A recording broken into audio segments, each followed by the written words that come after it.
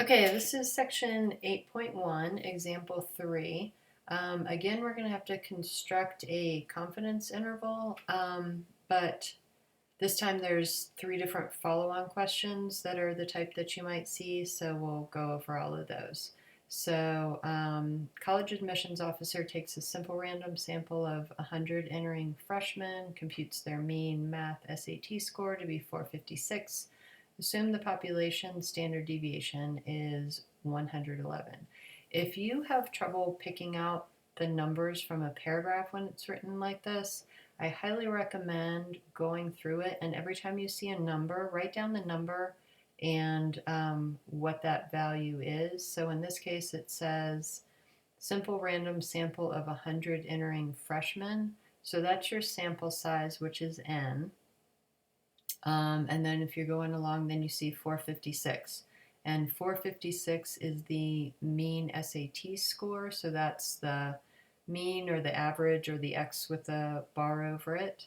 And then the next number you see is this 111. In this case, it has the symbol here for standard deviation and also the words standard deviation. So that's how you know what that is. Then you come to this part and it's a 98% confidence interval, so you're going to put in 0.98 for the confidence. So we'll do that the same way as we did in the last example. Stat tests 7, and we're going to have this on stats. Standard deviation is 111, mean is 456, n or sample size is 100, and the confidence level is 0.98. We calculate, and it wants it to round to the nearest whole number.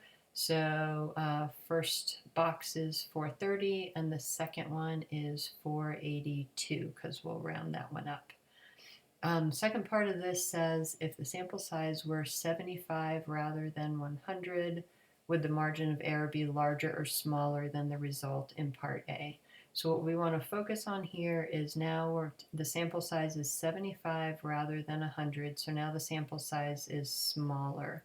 If there's a pull down that's asking you about the sample size, and in this case there's not, it just says here a decrease in sample size, but sometimes you'll see that.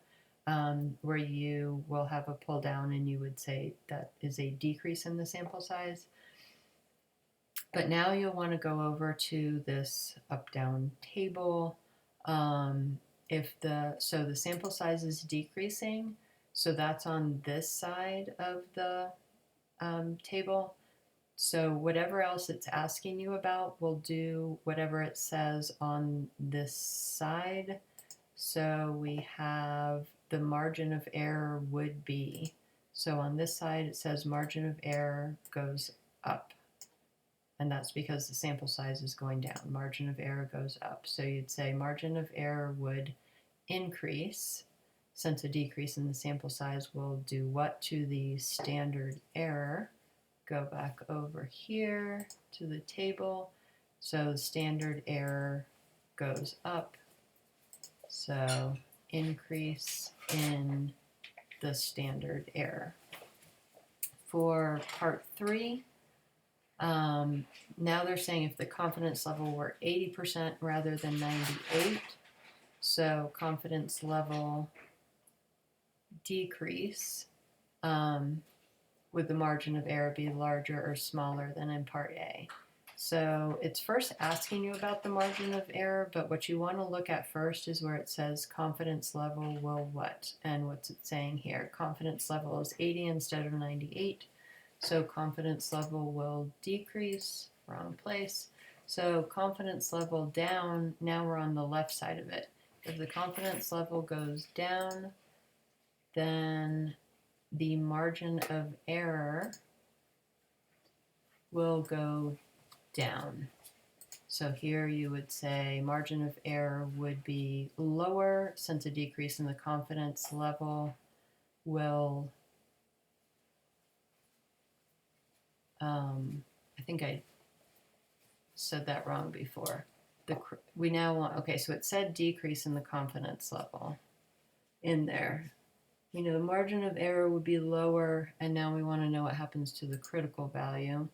the critical value goes down and the margin of error goes down. So both of these would be decrease. Margin of error would be lower since a decrease in the confidence level will decrease the critical value.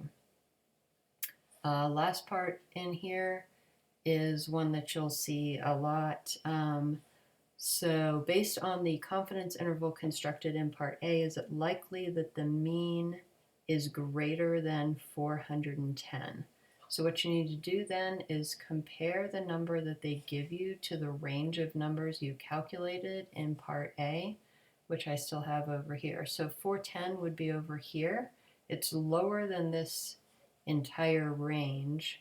And we're asking, is it likely that the mean is greater than 410? This whole range is greater than 410, so yes, it is likely that the true mean is greater than 410.